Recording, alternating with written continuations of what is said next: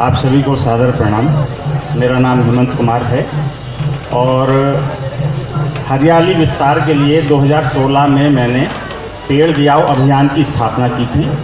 उद्देश्य ये था कि सभी हम जो लोग अपने दैनिक जीवन में कागज़ का प्रयोग करते हैं, चाहे अखबार पढ़ने में हो या किसी पुस्तक को पढ़ने में हो, और जो घर बनता है उसमें भी लकड़ी लगती है, तो इस कारण कुछ पेड़ हर व्यक्ति की निजी आवश्यकताओं के कारण कट जाते हैं। तो हमने ये एक अभियान चलाया था कि सभी व्यक्ति, सभी लोग कम से कम 1 या 2 पेड़ लगावें और उसको 8 या 9 फीट होने तक विकसित करें, स्वावलंबी बनावें, ये जिम्मेदारी लें।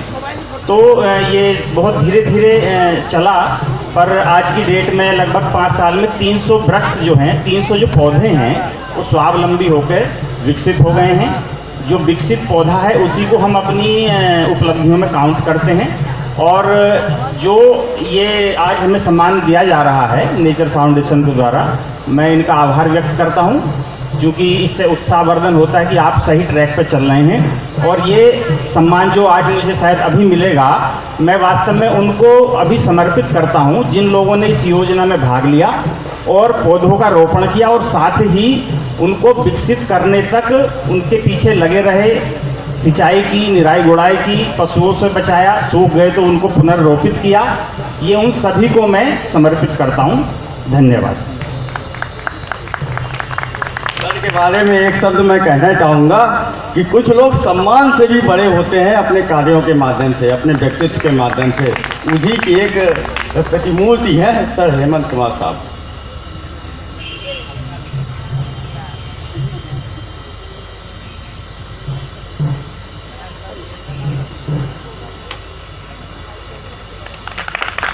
यह सम्मान आपको स्वतः गौरवान्वित हो रहा है आपके द्वारा।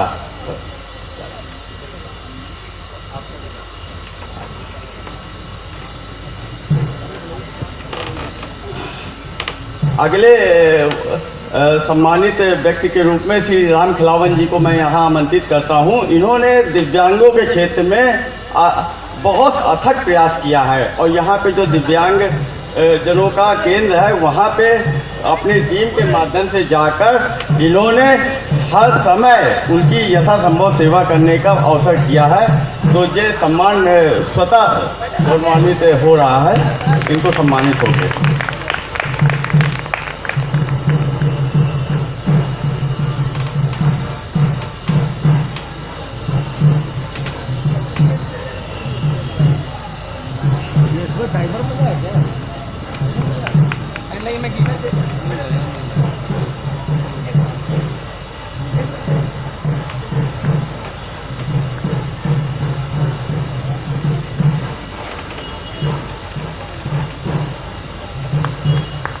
अगले व्यक्तित्व के रूप में मैं 2 लोगों को आमंत्रित करना चाहूँगा, श्री शत्रुघ्न सिंह एवं श्रीमती सोना सिंह।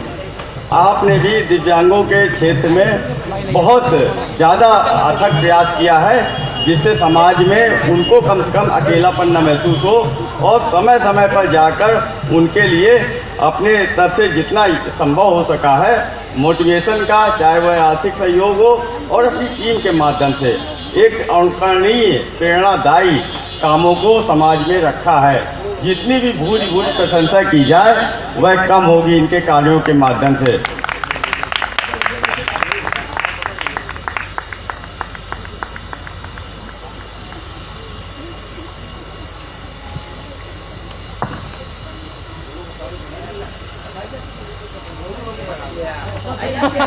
एक और दे दीजिए।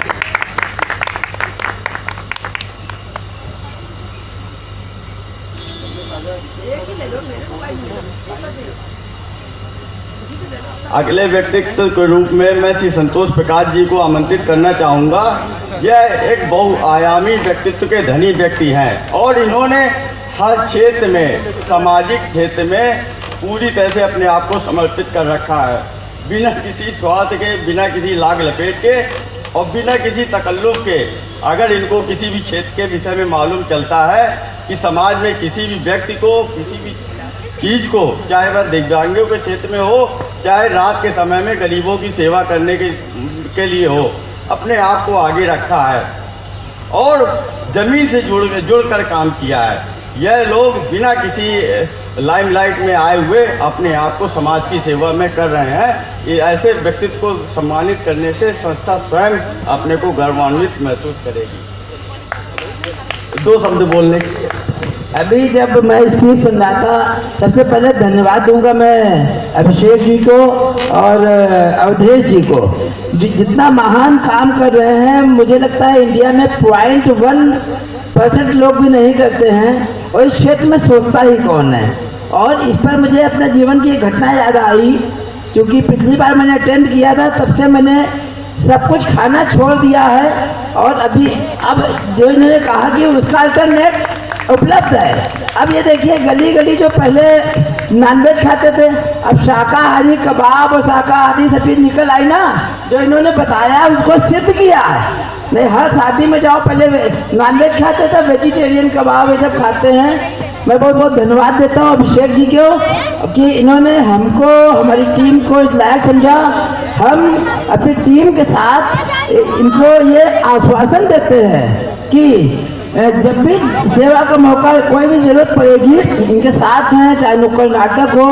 हम इसी तरह सोना जी, शत्रुघ्न जी और खिलावन जी, इन टीम के लोगों को बहुत बहुत धन्यवाद देता हूँ। धन्यवाद अभिषेक जी और अवधेश जी।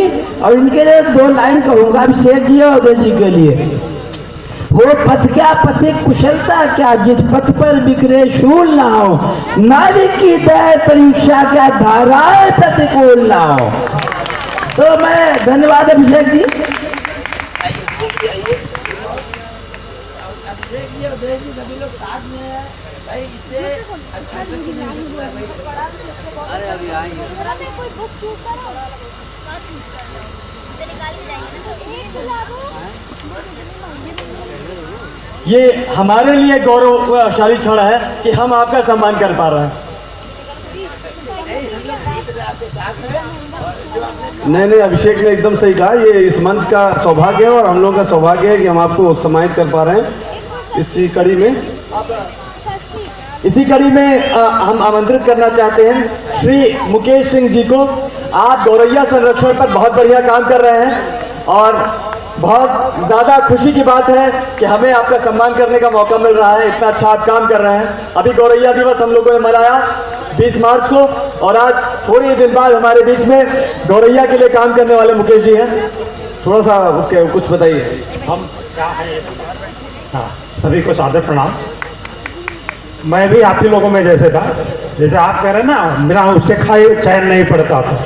मैं भी खूब खाता था, 3 टाइम भोजन करता था और वजन 110 किलो का था। हैं, अब स्थिति वही होने वाली थी कि ना चलने वाली, या हार्ट अटैक हो जाए या कोई और बीमारी हो जाए। लेकिन ऐसा प्रभु ने बदला मुझे कि आज पूरी तरह बदल गया हूँ। 1 टाइम भोजन करता हूँ, हैं, सुबह 4 बजे उठता हूँ और खाना एकदम अपना वही शुद्ध खाना, दाल चावल या रोटी सब्जी, या बाहर भी जो शाकाहारी भोजन कर सकते हो वो खाइए। आप चाहे जितना खाएं, जब तक श्रम नहीं करेंगे कुछ हजम नहीं होगा। आप मीट खाएंगे पूरा दिन, दोपहर तक गला जलता है, आप अगले दिन कुछ खा नहीं सकते। या तो उतनी मेहनत करें, मेहनत से ही जो शरीर में ताकत मिलेगी, अन्यथा वही जो जितने भी आप विटामिन खाएंगे वही आपके शरीर में जहर होता है। अगर श्रम करेंगे तो वो आपको, वही आपके लिए ऊर्जा देता है। ऊर्जा तभी मिलेगी जब आप अपने शरीर को तपाएंगे। उसके बाद मैंने योगा किया और 1 साल में मतलब 30 किलो अपना वेट घटाया। अब लखनऊ में बहुत सारी मैराथन दौड़ी, उसके बाद योगा का कोर्स किया, डिप्लोमा किया, MA किया। आज पिछले 4 सालों से जनेश्वर पार्क में निःशुल्क योग लोगों को सिखा रहे हैं झंडे के नीचे। तो साथ ही मैगजीनों में लिखते हैं, बुकें हैं, हर पेपरों में साल 1.5 साल लिखा है। लेकिन हर सप्ताह, चाहे हिंदी संस्थान हो, चाहे सचिवालय हो, और बहुत सारी मैगजीनों में लिखते रहते हैं। स्वास्थ्य के प्रति जितना हो सकता लोगों को जागरूक करते हैं। इसी के साथ ही पंछियों का है, क्योंकि हम लोग योग कर, जब तक हमारा मन नहीं संतुष्ट होगा तब तक हम कुछ नहीं कर सकते। हमारे कितने फॉलोवर हो, कितने वो हो, कितने लोग हम फोटो खिंचा लें, कोई फर्क नहीं पड़ता। जब तक हम नहीं संतुष्ट होंगे तब तक हम कुछ नहीं कर सकते। दुनिया केवल लेने के लिए सोचती है, हम कहीं जाते हैं सोचते हैं हमको क्या मिलेगा। कभी आपने ये सोचा कि हम क्या दे के आएंगे? जिस दिन आप देना सीख गए उस दिन आप पूरी तरह सोचते हैं, पूरी तरह शारीरिक। हमारे पास बहुत सारे पंछी हैं, कभी आप लोग भी आए, सुबह 5 बजे से वहाँ बैठ के इंतजार करते हैं। 400-500 पंछी हैं जनेश्वर पार्क में झंडे के पास। जैसे हम घुसते हैं वहीं गेट से ही मिलना शुरू हो जाते हैं। आप कभी भी आइए, आप देखिए एक्चुअल में होता क्या है। हम लोग तो पहुंचते हैं, वहां पहुंचने से पहले सब बैठे रहते हैं। एक आवाज है, पूरे पार्क के कम से कम 15 तरह के पंछी आते हैं हमारे पास और बड़ा आनंद आता है। कुत्ते भी हैं, वो भी है। अगर आपको भी एक पंडित बता दे कि कुत्तों को खिलाना है तो आप आदमी ढूंढ ढूंढ के खिलाता है, वो ऐसे कोई नहीं खिलाता है।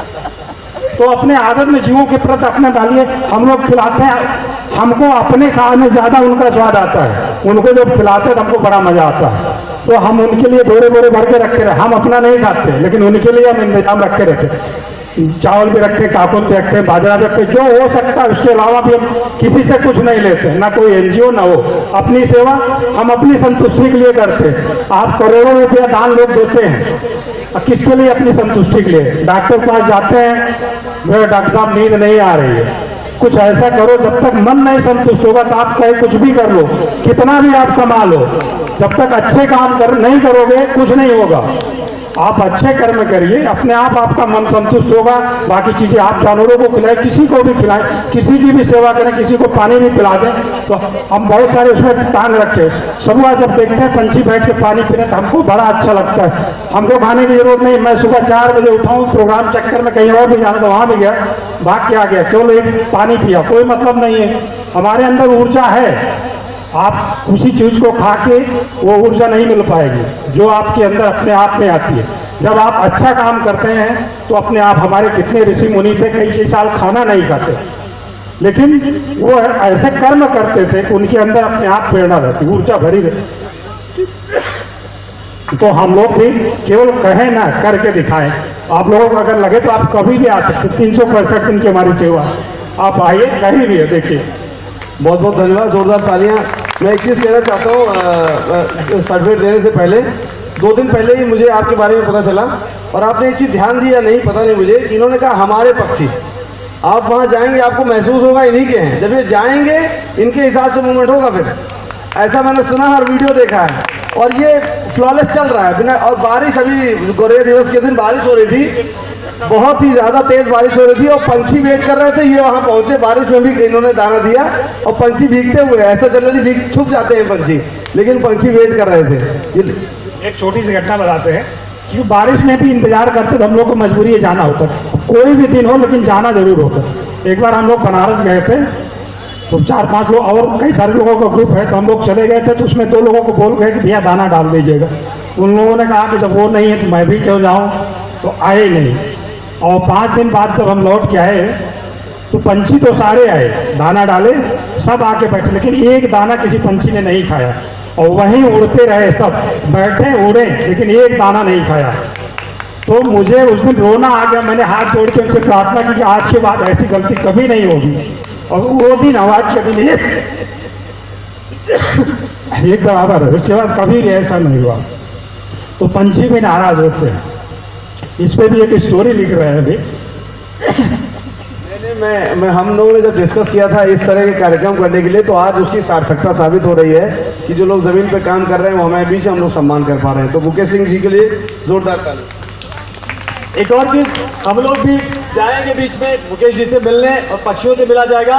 और मुकेश जी ने कहा ना, पानी वाली गर्मी बढ़ गई है, आप लोग भी अपने घर के आसपास पानी रखिए पशु पक्षियों के लिए, तो बड़ा अच्छा होगा।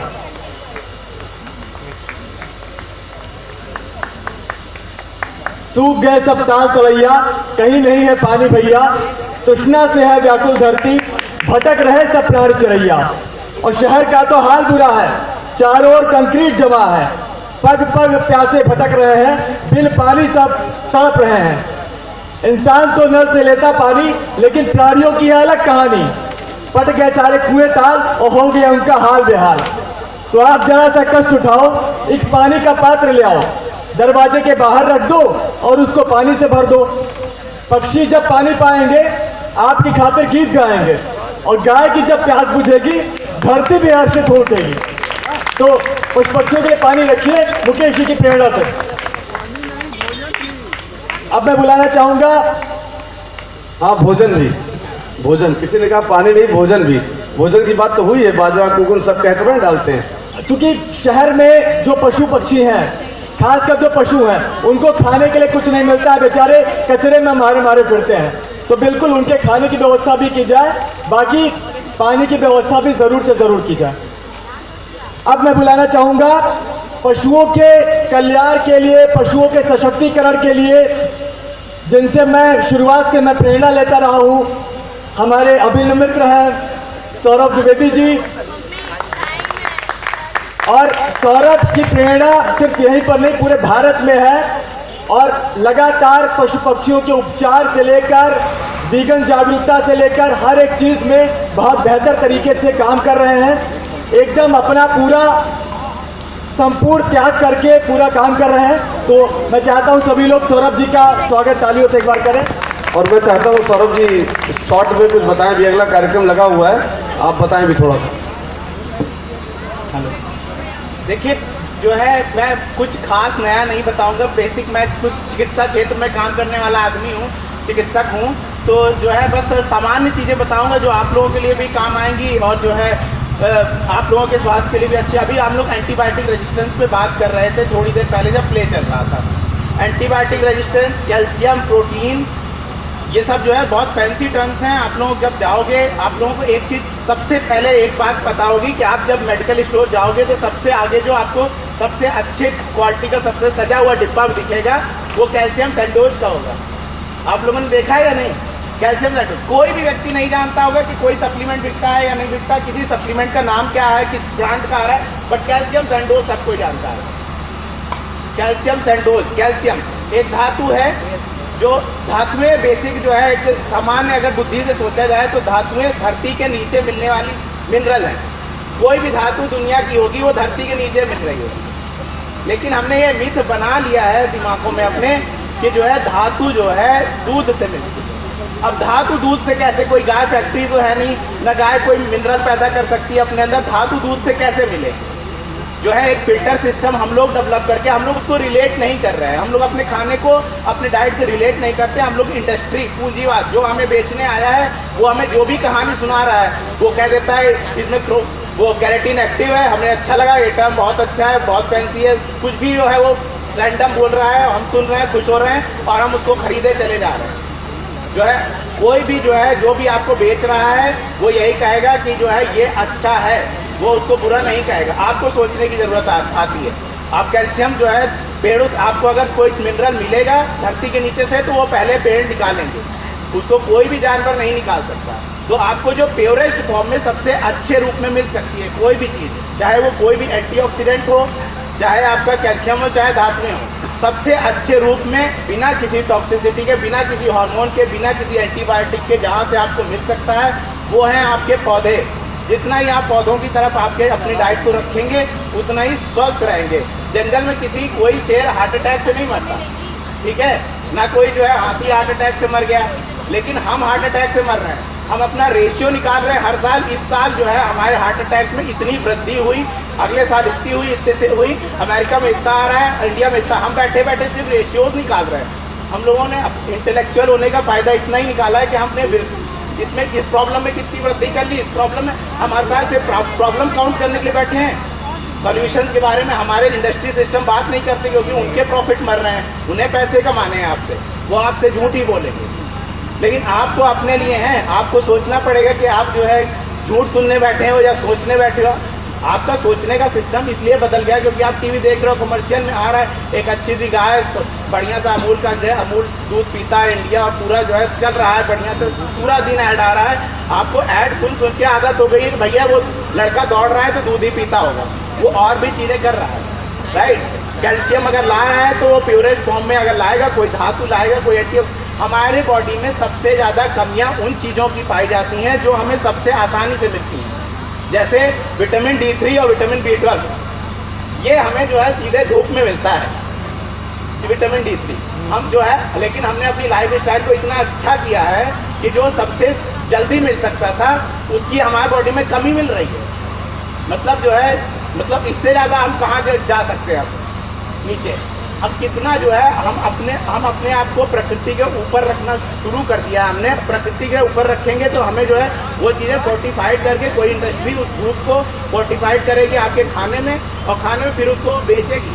पहले आपको उस चीज़ की कमी कराई जाती है, पहले कमी कराई जाती है आपके शरीर में। पहले बीमारी को बनाने का काम भी इंडस्ट्री का है, और फिर उसके बाद उसकी दवा बेचने का काम भी इंडस्ट्री का ही है।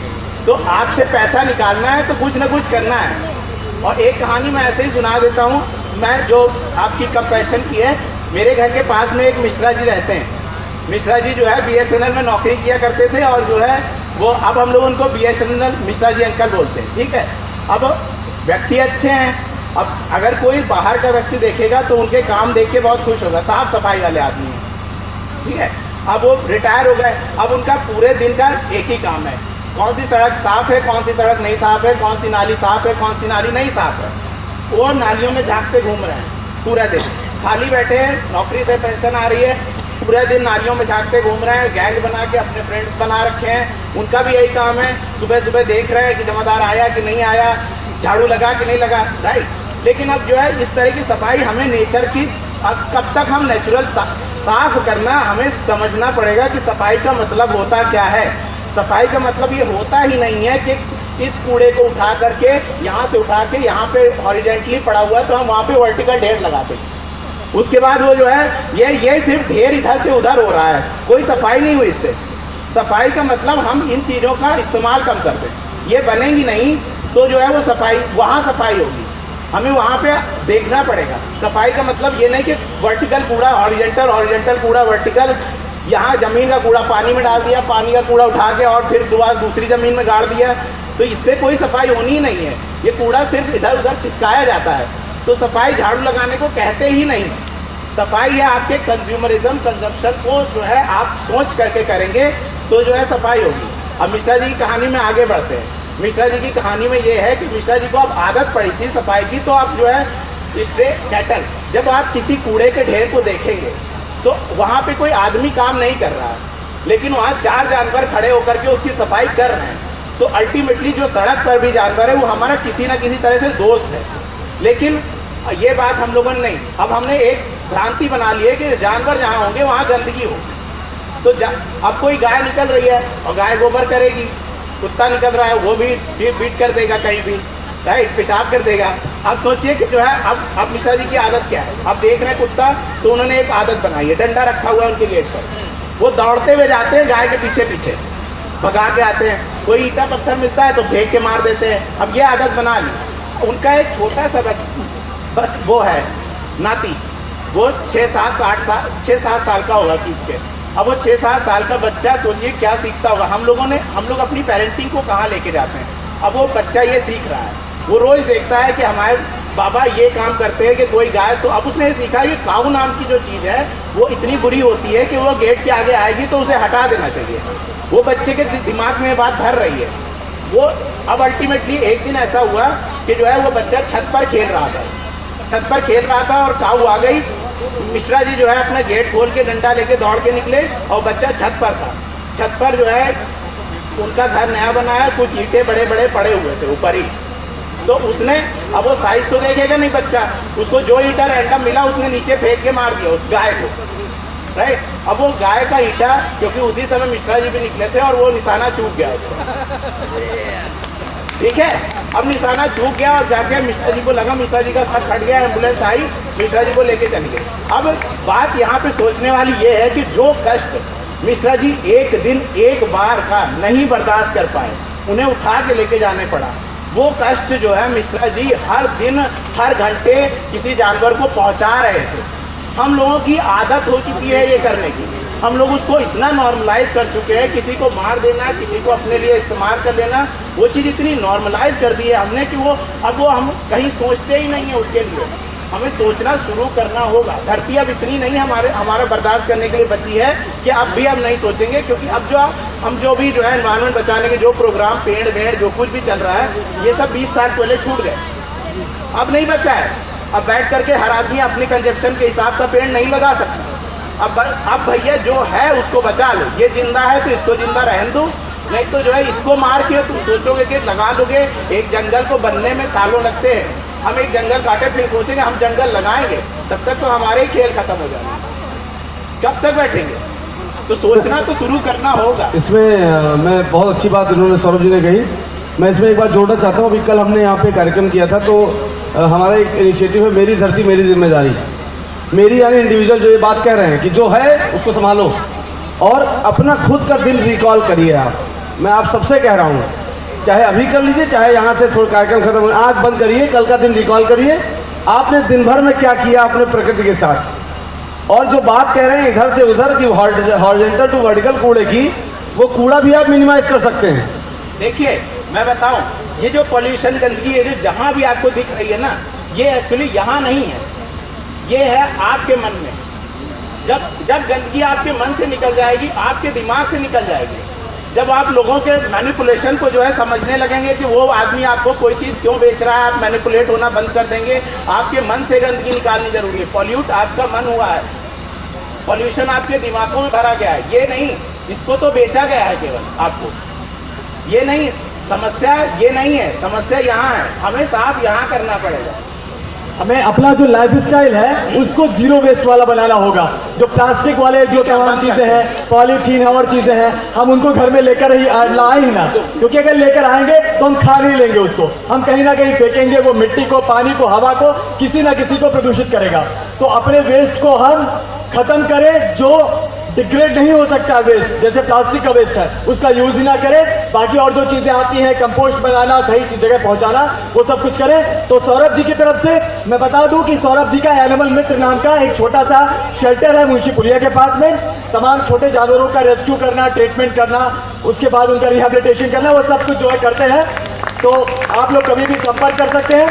बाकी सौरभ जी की तरफ से यही एक आपके सामने एक संदेश है कि जो व्यवहार हम अपने लिए नहीं चाहते हैं वो दूसरों के साथ ना करें, भले कोई भी प्राणी हो, प्राणी मात्र के प्रति दयालु बने। बस यही आज का हमारा सार है, वसुधा कुटुंबकम का भाव अपनाना है।